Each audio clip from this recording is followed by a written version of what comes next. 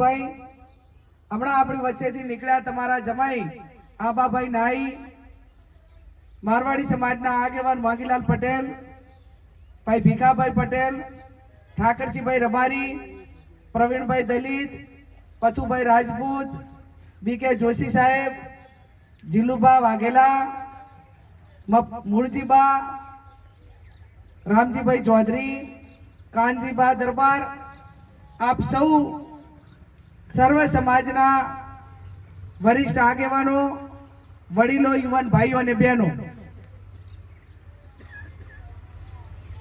ગરમી બરોબરની છે પણ છતાં પાંદડું છે વાયરાનું ચારેક લોકો આવે છે, હવે થોડીક ઠંડક થાય છે. ભાઈઓને વિનંતી, 2 મિનિટ તમે બધા પાછળ બેસી જો તો પવન થોડો આવે, 5 મિનિટમાં આપણે મીટિંગ પૂરી કરીએ. જ્યાં છો તો બધા જે જગ્યા થઈ બેસી જો તોય ઘણું એવું ઉભા છો અહીંયા જ બેસી જો, એવું લાગે કે વાહ કેવો બધું આમ આખો નજરા અલગ લાગે. આખો લોકસભાની ચૂંટણી આપણા બધા આગેવાનોએ વાત કરી. હું છેલ્લા 1.5 મહિનાથી આખા જિલ્લાની અંદર ફરવું, અને આ ચૂંટણી મારે લડવાની પણ નથી. એનું કારણ કે હું પોતે તો હાલ ધારાસભ્ય છું, હજી મારી મુદત 2027માં પૂરી થાય, પણ આ ચૂંટણી મારે શા માટે લડવું પડ્યું? આખા જિલ્લાની કોંગ્રેસ બધા આગેવાનોએ એક જ વાત કરી કે બેન 3.5 લાખ જેટલા વોટ બનાસકાંઠામાં ઠાકોર સમાજના છે.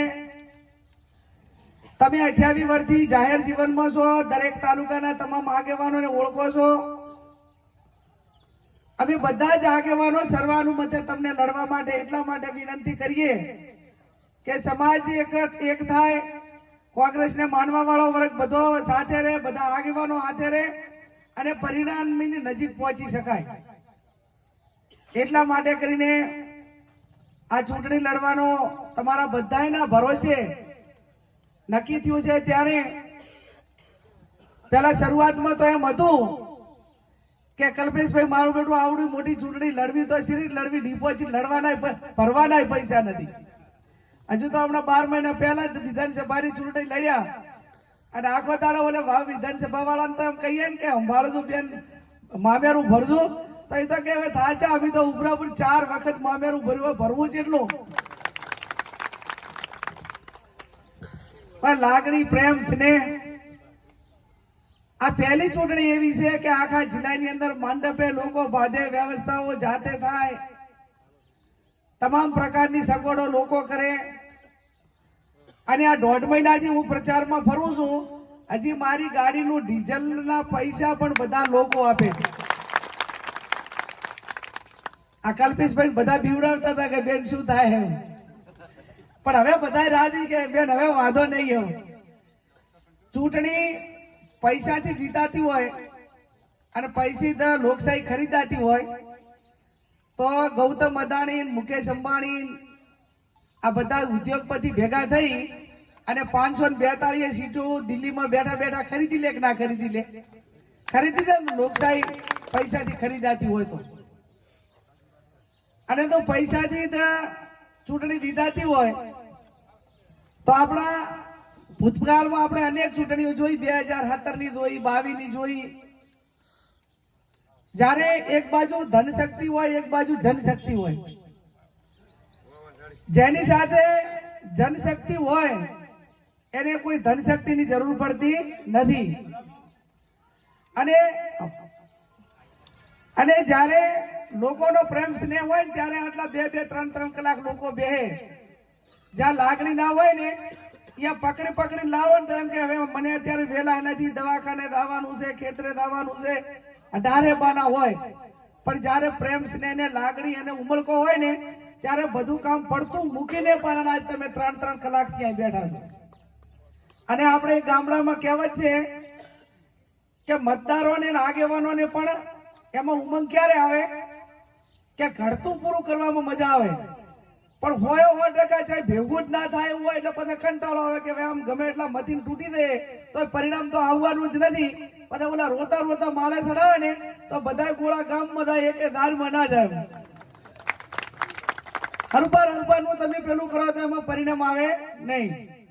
અને એના સૌથી વધારે આ બનાસકાંઠાની ચૂંટણીનો કોઈ મુદ્દો હોય તો એ છે કે આપણા અનેક સહકારી આગેવાનો હતા, ધારાસભ્યો હતા, મંત્રીઓ હતા, પણ આપણે કોઈ આવી હેરાનગતિ નથી. હમણાં તમે જુઓ તો અઠવાડિયા પહેલા એક સણાવિયાનો મન લાગે પ્રધાનભાઈ કહેતા હતા, ભાઈ હેમજીભાઈ, એને મન લાગે 2 વર્ષ પહેલાનો એના ઉપરથી કેસ મન લાગે થયેલો હતો તમારા બે ઉપર, અને અઠવાડિયા પહેલા ધરપકડ કરી. એટલે એને 2 વર્ષમાં ધરપકડ કરવાનો વારો ના આવ્યો. પણ આ ચૂંટણી ટાણે ઠાકોર સમાજને દબાવવા માંગે છે, એમ કે તમે ગેનીબેન ભેગા રહેશો ને તો ગમે એટલા જૂના કેસ હશે એ પકડીને પણ અમે તમને જેલમાં પૂરશું. એનો અર્થ તો આજ થયો ને.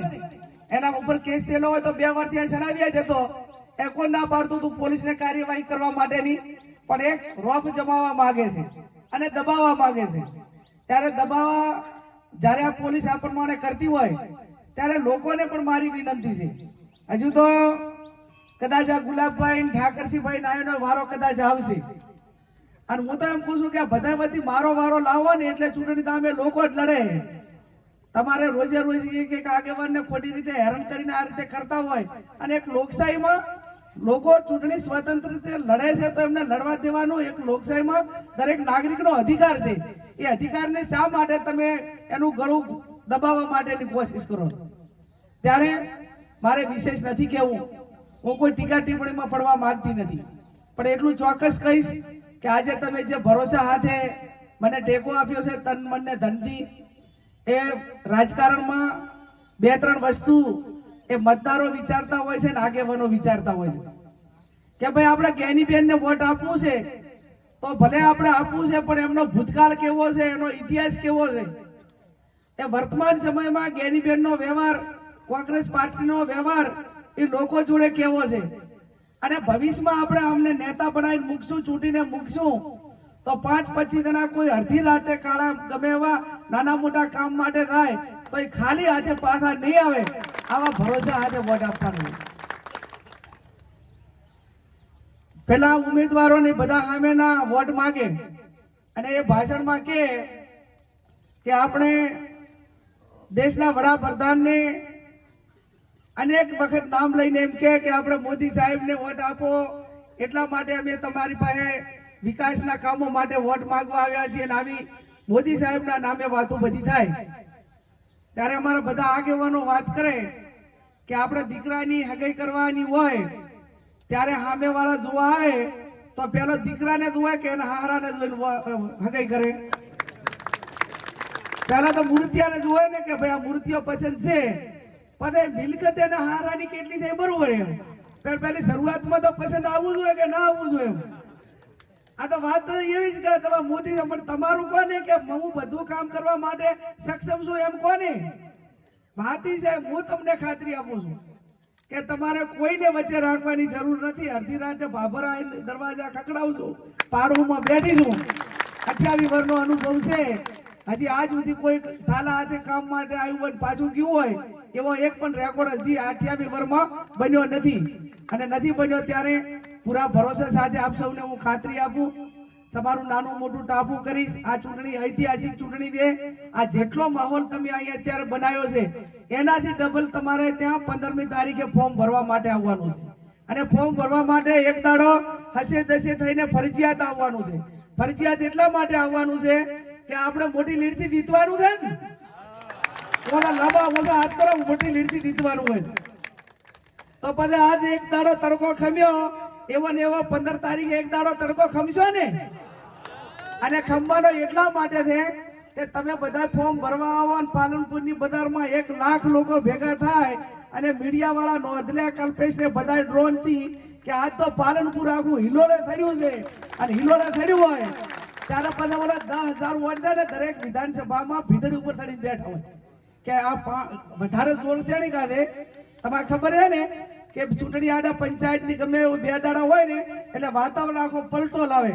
અને પલટો સિરીજ લાવે કે હવે આ બધા જીતે એમ જ છે તો ઓલા ડગુ મગુ હોય ને એ કે હેડો ભાઈ આપણે હવે જીતે તો જીતમાં હાલો. એક વિધાનસભામાં 10,000 આવા હોય તો તમે આ બધા એક દાડો ફોર્મ ભરાવા આવો તો હાથ વિધાનસભાઓ છે વગર મજૂરી 70,000 વોટ વધે કે ના વધે? વધે કે ના વધે? આ ઓલા ભીતડીમાં ચડીને બેઠા ને આપણા સામે લાવવા માટે તમારે બધાને આવવાનું જે અનિર્ણાયક જે છે એના માટે કરી. દિનેશભાઈ મારી વાત સાચી કે ખોટી? ત્યારે તમને બધાને એમ કે બેન આપણે વોટ આપવાનું છે, તડકે અહીંયા હેરાન થવા ને તો ચાલશે, પણ ફરજિયાત આવવું પડે એમને મેં કીધું. એટલા માટે કરીને એક તારો દાના કરજો, ગાડીઓ કરજો. આ યુવાનોને પણ મારી વિનંતી છે કે હોન્ડા બધા લઈને આવજો. અને આ ભાગડી વાળા આવે ને તો એમ લાગે અલગ અલગ સમાજની ભાગડી, અને ભાગડી હોય એટલે આમ તો મામેરું તમે ભરવાની વાત પીકે સાહેબ કહો છો તો મામેરું બધા કડાય ધડે ભરવું પડે કે ના ભરવું પડે? તો બધા ફેટો બાંધીને આવવાનું કલ્પેશ. અને એમ લાગવું હતું કે ભાઈ આ ગેની બેન નું મામેરું ભરવા માટે આ બનાસકાંઠાની 18 આલમ 36 કોમ પાલનપુર ની અંદર હિલોળે ભરી. અને એ શબ્દ સાથે જયારે અહીંયા તન મન ને ધનથી ખૂબ જવાબદારી પૂર્વક બીકે સાહેબ ગુલાબભાઈ કહું છું, આજે 5 આગેવાનોએ મને ફેટો બધાયો. એ ફેટાની શાન બાન મર્યાદા શું છે? એક દીકરીના માથા માથે ફેટો આવે ને ત્યારે એ ફેટાની લાજ એ 15મી તારીખે ફોર્મ ભરાવા 7મી તારીખે વોટ આપીને તમે રાખજો. અને જિંદગી ભર એ ફેટાની મર્યાદા શું હોય, એની શાન બાન, એની મર્યાદા એક દીકરી તરીકે શું હોય એ બધું હું સમજુ છું. તમારી ભાગડીને કઈ લાછણ ના લાગે એ જવાબદારી મારી છે. અને એટલું ચોક્કસ કહીશ કે આજ સુધી ક્યાંય વાડ્યા પાણી એટ નથી આવી અને આવનાર સમય પણ નહીં આવવા દઉં. અને એક આખા સમાજને, આખા તમામ લોકોને જે મારા ઉપર મતદાન કરવા વાળાને લાગે એક મહિલા તરીકે આપણે એને આગેવાન બનાવી છે ને, તો આવનાર સમયમાં મહિલા, તમામ સમાજની મહિલાઓ એક મારા માટે ગૌરવ લે કે નાના ગેની બેનનું અમને ગૌરવ છે. અને ગૌરવ આ ભાગડીની મર્યાદા એ પૂરેપૂરી જિંદગી ભર માં જગદંબા એની મર્યાદા સાચવવાની મને શક્તિ આપે. આપ સૌ મોટી સંખ્યામાં હાજર રહી અને ખૂબ મનોબળ પૂરું પાડ્યું એ બદલ આપ સૌનો ખૂબ ખૂબ હૃદયપૂર્વક આભાર માનું.